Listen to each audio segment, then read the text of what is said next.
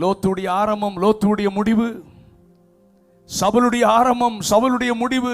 யோசித்து பாரு. எல்லாத்தையும் நான் பிரசங்கம் பண்ணா போயிட்டே இருக்கும், நான் வேகமா போறேனா? பிலேயாமுடைய ஆசை, நீதிமான் மரிப்பது போல் நான் மரிக்கணும்னு சொன்னான். ஆனா பண ஆசை, பொருள் ஆசை அவன் கண்ணை குருடாக்கினது.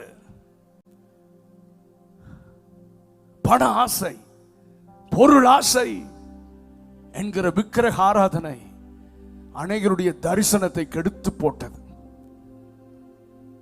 பணம் எல்லாவற்றிற்கும் உதவும், ஆனால் பண ஆசை எல்லா தீமைக்கும் வேறா இருக்கிறது. சிம்சோனுடைய ஆரம்பம் நியாயாதிபதிகள் 13ஆம் அதிகாரத்தில் நம்ம பார்க்க முடியும். 13:25 கர்த்தருடைய ஆவியானவர் அவனை ஏவத் தொடங்கினார். நான் முதல்ல சொன்னேன், 4 விதமான ஏவுதல்கள் இருக்கும். இவன் முதல்ல ஆவியானவரால் தான் ஏவப்பட்டான். ஆனால் பிறகு அவன் மனம் விரும்பினதன், அவன் உள்ளிருந்து வந்த இச்சைகள், அவனுடைய விருப்பங்கள், அவன் பழி வாங்க அவனாகவே நடத்தப்பட்டான். அவருடைய நிலை என்ன ஆனது என்று தெரியும். தலைமயிர் சிரைக்கப்பட்டது. என்ன அர்த்தம்? பிரதிஷ்டையை அவன் இழந்தான். கண்கள் பிடுங்கப்பட்டது, தரிசனத்தை இழந்தான். விலங்கிடப்பட்டது, விடுதலையை இழந்தான். மாவரைத்துக் கொண்டிருந்தான், ஊழியத்தை இழந்தான். எல்லாவற்றையும் இழந்து நிற்கதியாக, கோமாளியாக அவன் மாறிவிட்டான். ஆனா ஆண்டவருக்கு அவனை குறித்து என்ன ஒரு திட்டம் இருந்தது, என்ன பிளான் இருந்துச்சு? அவனுடைய ஓட்டம் பரிதாபமாக இருந்தது. ஒருவேளை அவன் மரிக்கும் போது அவன் ஜெபத்தை கேட்டு ஆண்டவர் கிரியை செய்திருந்தாலும் அவனுக்கு ஆண்டவர் கொடுத்த அபிஷேகம், வல்லமை, பராக்கிரமத்தை வீணடித்து விட்டான் என்றே நான் சொல்லுவேன். தேவ சித்தத்தை செய்ய அவனால் முடியல. அநேகருடைய ஆரம்பம், முடிவு வேதத்தில் மிக தெளிவாக எழுதப்பட்டிருக்கிறது. நன்றாக ஓட்டத்தை ஆரம்பித்தார்கள், ஆனால் நடுவழியிலே தன்னுடைய சுய இச்சைகளின்படி நடத்தப்பட்டார்கள். தன்னோடு கூட இருந்தவர்களால் திசை திருப்பி விடப்பட்டார்கள். இந்த கடைசி நாட்களிலும் நான் தேவ சமூகத்திலிருந்து நான் சொல்லுகிறேன், அநேகர் விழுகிறதை நான் பார்க்கிறேன். அநேக தலைவர்கள் கூட உபதேசத்தில், இந்த புது வகையான உபதேசங்களிலே தன்னை விற்று போட்டதை நான் பார்க்கிறேன்.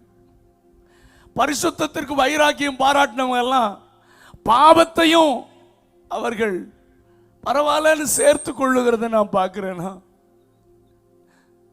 ஹல்லேலூயா. இயேசு ஒருவரே பரிசுத்தம் உள்ள தேவன். அவர் பாவத்தை பார்க்க மாட்டாத சுத்த கண்ணன். பாவம் செய்கிற எவனும் அவனை அறியவில்லை என்று பைபிள் சொல்லுகிறது. பரிசுத்தம் இல்லாமல் ஒருவனும் அவரை தரிசிப்பதில்லை. திரும்ப திரும்ப சொல்றேன், சபையுடைய பலன் பரிசுத்தத்தில் இருக்கிறது. ஒரு அல்லேலூயா சத்தமா சொல்லுங்க. சர்ச்சுடைய ஸ்ட்ரெங்த் மணி பவர் அல்ல, மசில் பவர் அல்ல, மேன் பவர் அல்ல. சபையுடைய பலன் பரிசுத்தத்தில் இருக்கிறது.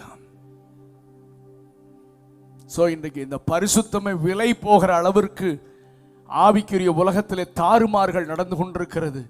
மிக பரிதாபமான நிலை. ஆமென். எல்லாருமே காம்ப்ரமைஸ் பண்றாங்க. பரவாயில்ல, அதனால என்ன சார், அதனால என்ன சார், ஓகே சார், நீங்க பர்ஃபெக்டா சார், நீங்க சரியா சார், பரவாயில்ல சார், டோன்ட் ஜட்ஜ் சார், யாரையும் நியாயம் தீர்க்காதீங்க சார். நாங்களா நியாயம் தீர்க்க போறோம்? இந்த வசனம் உன்னையும் என்னையும் நியாயம் தீர்க்கும். இந்த சத்திய வார்த்தைகள் உன்னையும் என்னையும் நியாயம் தீர்க்கும். பாவத்திற்கு முலாம் பூசாத. பாவம்னா பாவம் தான். ஆமென். தவறுனா தவறு தான். வேதம் சுட்டி காண்பிக்கிறது. பாவம்னா பாவம் தான். அது யாரா இருந்தாலும் பரவாயில்ல. மனம் திரும்பி வந்தா இரக்கங்கள் அவரிடத்தில் உண்டு.